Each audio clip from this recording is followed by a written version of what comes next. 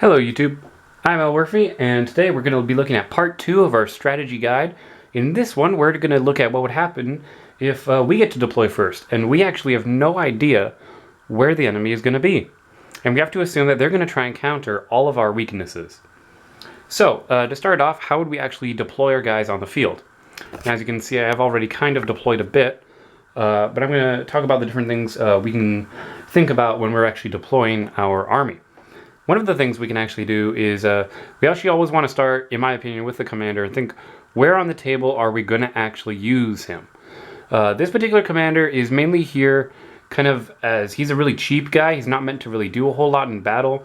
He's mainly here to just kind of allow us to take our army. But he is useful. He's good for close combat. And since we're going to use him essentially to tie up any sort of enemy commander, we can go ahead and put him either in the front or in the back, but we're not going to keep him really with our army. So I'm going to put him off to the side for a second. So we don't know what's coming out here, and we got to think to ourselves, okay, what if we have an objective marker over here, right?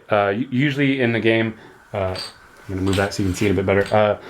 Usually there will be more than one objective, but let's say, for simplicity's sake, that we just have the one objective. Well, what are we going to do? Well, one thing we could actually just try and do is, after we've deployed, the way the game works, after you've deployed, you're allowed to bring in your dropship, you know, and the dropship can hold up to 10 Marines, or if we wanted to, we could do the heavy support units. But we don't know what we're going to do yet, because this army, again, is very flexible. It has a couple of options. Now, in the last video, part 1, you were able to actually see all of the models on the table, but for right now, for demonstration purposes, we are just going to be using these three guys to represent the three different squads we're going to be taking, because the squads are completely identical, other than the three different weapons that we've decided to bring to this fight. So we have a rocket launcher, the middle guy is a flamethrower, and this guy is the melta gun is also good for taking out smaller vehicles, not necessarily the heavy tanks or monstrous creatures, but light vehicles and, you know, like dreadnoughts. This could be a really good use for. So when we move stuff around, keep in mind normally there will be 9 other guys along with each of these 3 guys, but for the sake of showing you more tactics, I'm not going to be putting down everyone onto the field.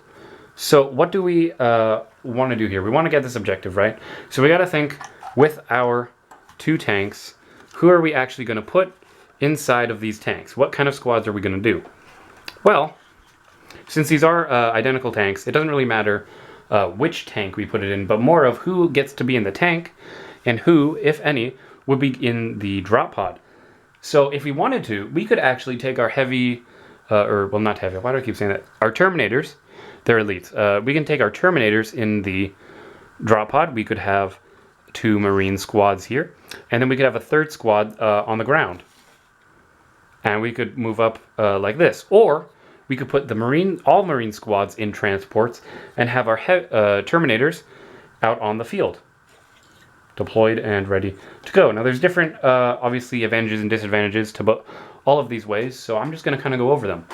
So a special rule in the game is actually, with the Terminators, is they can choose to deep strike in, I do believe that the shooting Terminators can do it. There's a difference because all of my Terminators, besides my commander, actually have guns. There are versions of Terminators that have power weapons and close assault weapons, which give them like swords and axes and such. Now, I'm going to assume for the sake of this video that my Terminators can deep strike, but I will also be showing, you know, just in case I am wrong, what I would be doing if they cannot deep strike. So if, for example, the Terminators could drop in, we would want to pretty much put our Terminators directly onto the objective, right? So that would mean they do not need the assistance of a drop pod, and they can freely sit and hold on an objective. That would mean that it would free up our tanks to go ahead and attack.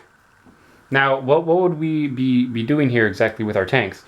Well, since our tanks can be used to get troops into a better position, and because we know that we have one of our Terminator squads already able to take an objective, that would mean we would actually be wanting to take this rocket launcher guy and get it into a good tactical position somewhere on the battlefield. And that would mean that we don't need to take the risk of bringing them in a drop pod, and instead we'd probably take the flamethrower squad in the drop pod. as well as keeping the meltagun in its own tank. So what this would mean is that because of the rules for the rocket launcher, he cannot fire his template, his like big blast, in the same turn that he moves. But if he's in a tank, we'll be able to get him into a good position quickly, and then his squad will be able to come out and take out anything on the field. This guy has no such restrictions, so we can move him directly forward and get out and be able to take out things. But here's the interesting thing. Our drop pod can actually go ahead and be used to take out enemy infantry. Say there's like an infantry squad somewhere up ahead. If we deploy this, then when our flamethrower squad gets out, he can immediately flame and burn down vulnerable infantry. So that's one way we could do it. We could also do it where we actually don't even bring one of our squads. Like say, for example, the Terminators cannot deep strike. Right? This is something I've thought about. What if they can't do it? Then that means the drop pod sits on the objective and deploys the Terminators. Then what are we going to do? We're going to have our flamethrower squad get inside of this vehicle and push forward. We're going to have, once again, our meltagun guy in a vehicle and push forward. And then we're going to have our rocket launcher team actually stay back a bit and go ahead and break into two squads. See, this is our commander guy. Each tactical squad, as I've said before, can break into two what are called combat squads, which are two groups of 5-man units. Now, why would we actually want to do that? Well, what this does is it allows some of our men to actually act as meat shields for our rocket launcher guy, as you can see here. And then our other squad of men can actually go ahead and advance forward to help out the rest of his team, therefore freeing up the rocket launcher to go ahead and shoot down at guys, because he has a pretty good range.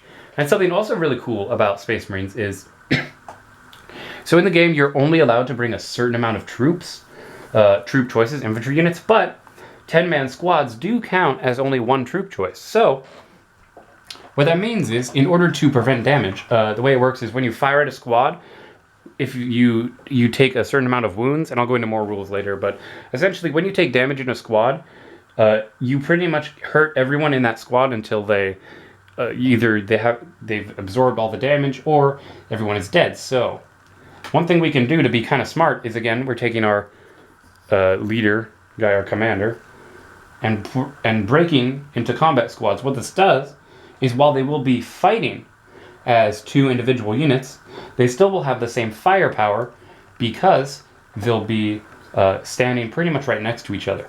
And what this does is it allows us to take more damage. So say you had a unit in the middle, right, that was, for whatever reason, about to wipe out one of my squads. You know, say they wanted to take out the squad that was in this tank. Well, if I'm combat squatted down, they can only fire at one of these two squads. Whereas if these guys were together, they'd be able to hit everyone. But this way, the enemy has to make a choice. Are they going to hit the guy who's good in close combat with our chainsword, who gets an extra attack, or the guy with the meltagun who's better at taking out the larger vehicles? That depends on what the player's thinking. And we do the same thing. Sorry about the light, by the way. That's just kind of coming in. Don't really have a fix for that right now. But we would also do the same thing over here on this end. We'd be able to take our commander out. And this is the squad that actually has the flamethrower on it. So that would mean, I'm going to move these guys out of the way.